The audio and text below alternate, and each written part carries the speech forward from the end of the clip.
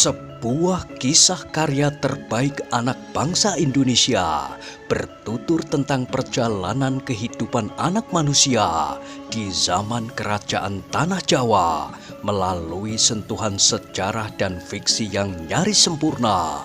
Dengan bangga kami persembahkan satu di antara karya terbaik dari Esa Mintarja yang berjudul Jejak di Balik Kabut.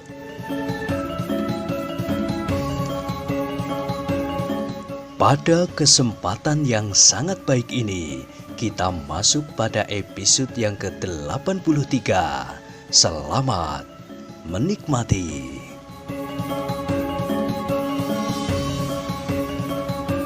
Pada episode sebelumnya telah diceritakan, demikianlah kedua orang itu pun meninggalkan keempat petugas itu, tetapi mereka sempat membuka sedikit pintu barak itu dan menjenguk ke dalam. Yang berada di barak itu bukan sekedar bahan-bahan bangunan dan bahan pangan, tetapi beberapa kelompok prajurit sedang tidur nyenyak di dalamnya. Dua orang di antara mereka bertugas untuk berjaga-jaga di sudut barak. Prajurit yang menjenguk itu melambaikan tangannya disambut oleh kedua orang yang berjaga-jaga di dalam barak itu. Malam pun menjadi semakin dalam. Bulan sudah beredar semakin jauh di sisi barat langit. Bintang-bintang gemerlapan mencoba mengimbangi sinar bulan yang terang itu. Di dini hari, beberapa orang petugas pun telah bangun. Mereka dengan sikap yang wajar-wajar saja mulai menyalakan api di dapur. Mereka mulai merebus air dan menanak nasi.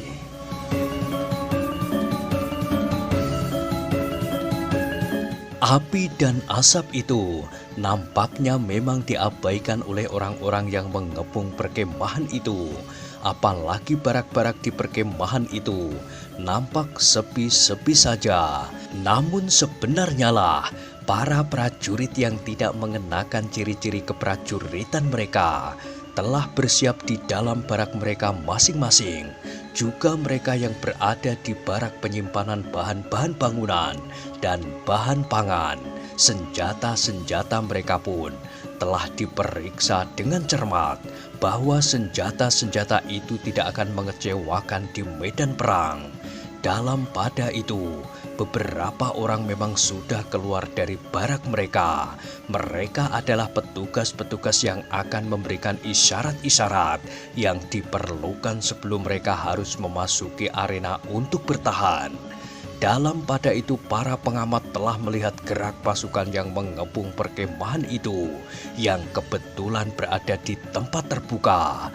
Mereka bergerak menebar, bukan hanya satu kelompok, tetapi dari arah lain telah bergerak pula kelompok yang lain. Para petugas sandi pun segera melapor kepada Ki Rangga Surotopo. Dengan cepat, Ki Rangga pun telah memerintahkan para penghubungnya untuk memberitahukan kepada para pemimpin kelompok. Menjelang fajar, maka para prajurit telah dipersilahkan untuk makan di dalam barak masing-masing. Sementara itu, beberapa orang telah mulai berkeliaran di halaman dan di sekitar barak mereka. Ada di antara mereka yang mengambil air, mengamati pagar, dan bahkan ada yang hanya duduk-duduk saja di atas kekayuan yang roboh. Sementara itu, pasukan lawan pun bergerak semakin dekat.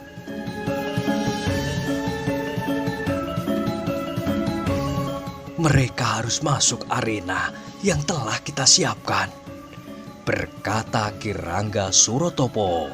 Menjelang fajar, Ki Rangga sendiri telah berada di luar baraknya.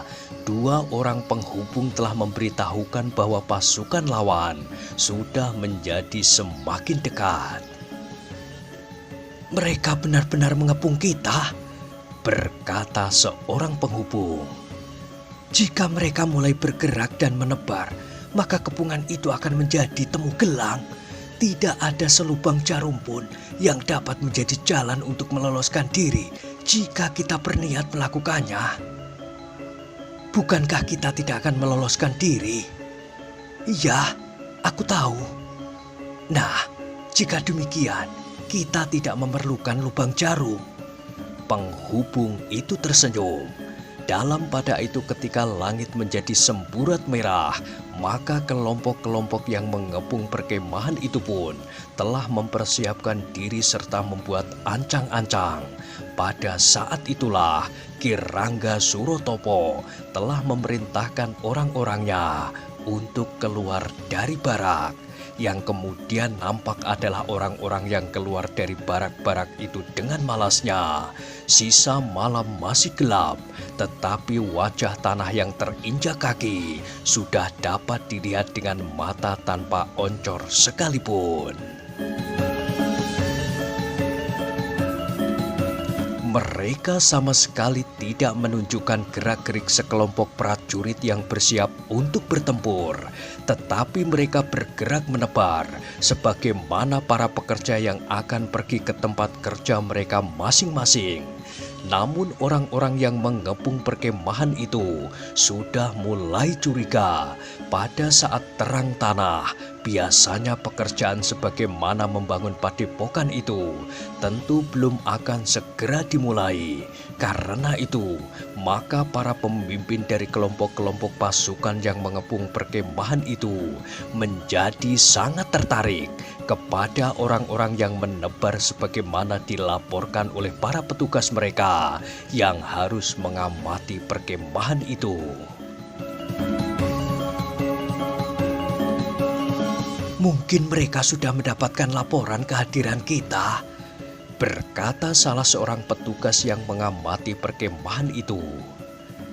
Tidak ada pengaruhnya, biarlah mereka menyusun pertahanan, tetapi kita akan segera melumatkan mereka.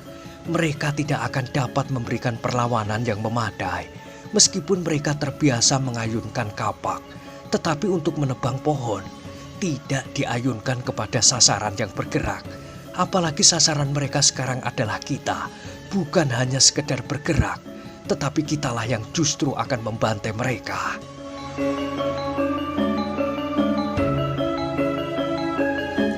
Kawannya mengangguk-angguk ketika mereka menyampaikan laporan kepada pimpinan mereka. Maka mereka pun melaporkan sebagaimana yang mereka katakan itu.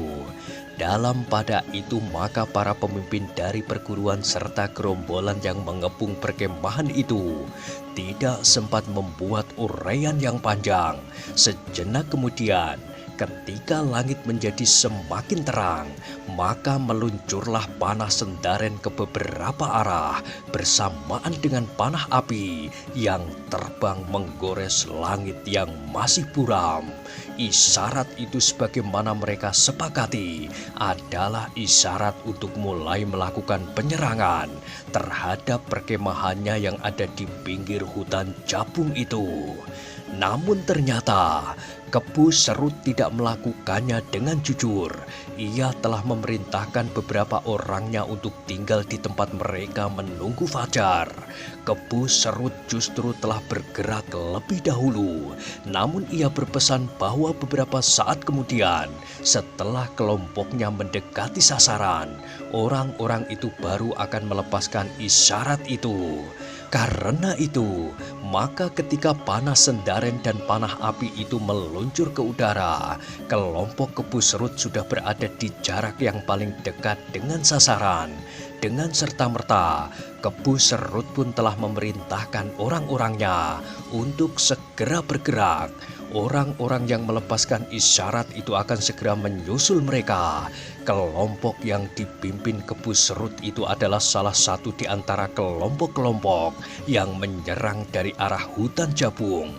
Menurut perhitungan, maka mereka akan dengan tiba-tiba muncul dari dalam hutan dan langsung menyerang bangunan induk pada perkemahan yang dianggap tidak mempunyai kekuatan untuk melawan itu. Tetapi ternyata yang telah bergerak lebih dahulu bukannya hanya sekelompok orang yang dipimpin oleh Kebu Serut. Hampir semuanya telah bergerak lebih dahulu sebelum isyarat itu dilontarkan, sehingga mereka berada di jarak yang lebih dekat dari yang telah disepakati. Demikianlah ketika mereka melihat dan mencurigai isyarat panah sendaren dan panah api, maka serentak mereka pun telah berlari menyerang perkemahan di pinggir hutan Jabung itu.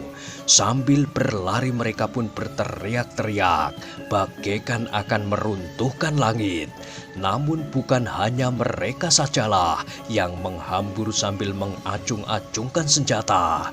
Pada saat yang bersamaan, maka dari setiap barak, para prajurit pun berlari-lari keluar dengan senjata telanjang, berdesakan seperti laron yang keluar dari lubang mereka di bawah tanah yang terendam air pada penghujung musim hujan.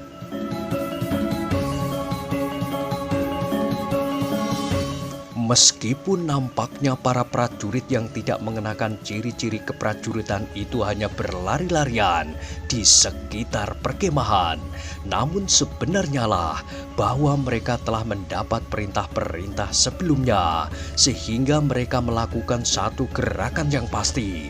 Lawan dapat saja menjadi bingung melihat gerak orang-orang yang keluar dari perkemahan itu, tetapi para prajurit itu sendiri sebenarnya sama sekali tidak menjadi kebingungan.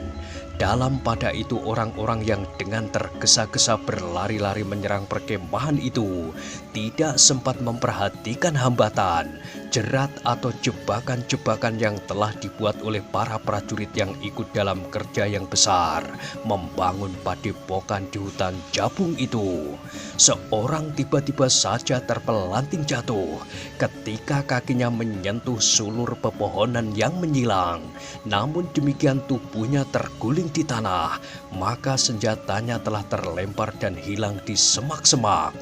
Teriakan nyaring pun telah menggetarkan udara, disusul dengan umpatan kasar. Ketika dua orang bersama-sama telah terperosok ke dalam lubang yang cukup dalam, karena mereka telah menginjak penutupnya yang disamarkan. Sementara itu, orang yang lain yang berlari kencang sekali telah melanggar tali yang menyilang tepat di lehernya, sehingga orang itu pun telah tercekik hingga pingsan. Banyak peristiwa yang telah terjadi di sekitar barak itu. Yang terbanyak adalah mereka yang terperosok ke dalam lubang yang dalam, sehingga mereka mengalami kesulitan untuk dengan cepat naik lagi. Hambatan, jerat dan jebakan-jebakan itu ternyata mempunyai arti yang penting bagi para prajurit yang bertahan.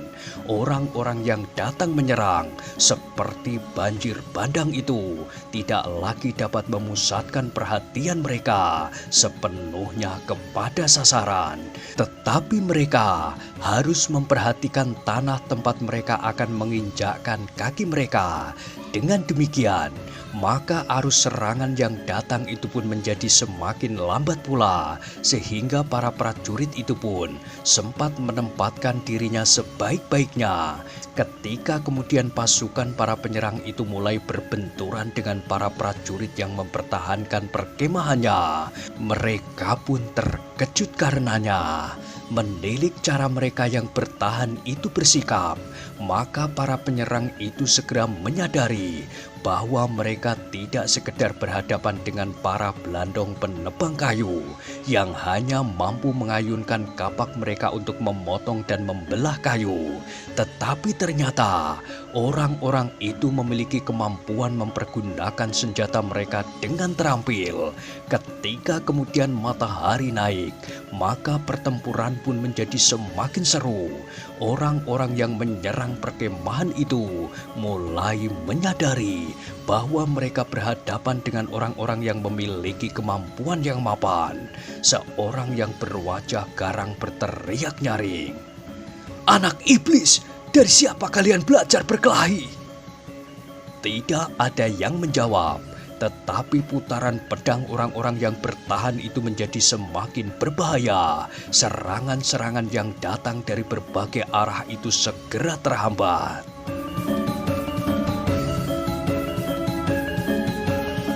Selain beberapa orang di antara mereka tidak mampu lagi bertempur karena jebakan-jebakan yang telah dipasang, maka mereka pun telah menghadapi lawan yang berbekal ilmu kanuragan. Jika semula mereka mengira bahwa mereka akan dapat dengan cepat menyelesaikan pekerjaan mereka setepat orang yang menyapu halaman, ternyata mereka telah tertahan. Demikian benturan terjadi, sebagian di bibir hutan, sedangkan yang lain di padang perdu dan ilalang. Kepu Serut yang membawa para pengikutnya menerobos hutan Jabung menjadi sangat marah. Beberapa orangnya telah terjebak. Sementara itu, demikian mereka sampai di bibir hutan, maka mereka harus menghadapi perlawanan yang keras dari orang-orang yang memiliki bekal, kemampuan yang memadai. Siapakah mereka sebenarnya? Bertanya Kepu Serut kepada diri sendiri, tetapi Kepu Serut tidak mau terhambat oleh mereka. Kepu Serut ingin segera sampai ke bangunan utama perkemahan. Sementara itu, menurut laporan orang-orangnya yang telah mengamati perkemahan itu sebelumnya, serta menurut perhitungannya, maka Pangeran Benowo tentu berada di bangunan utama itu.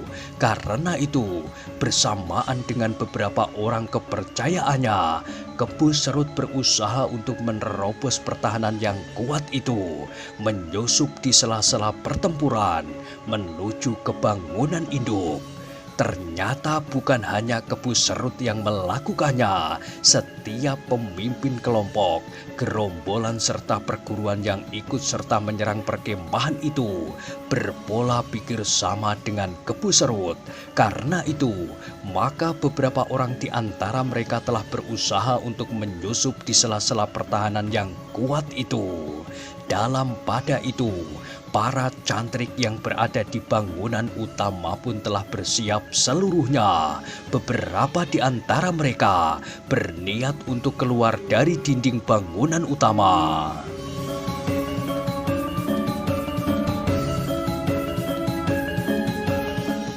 Nah, bagaimanakah kisah selanjutnya? Silahkan ikuti terus Jejak di Balik Kabut pada episode berikutnya. Sampai jumpa.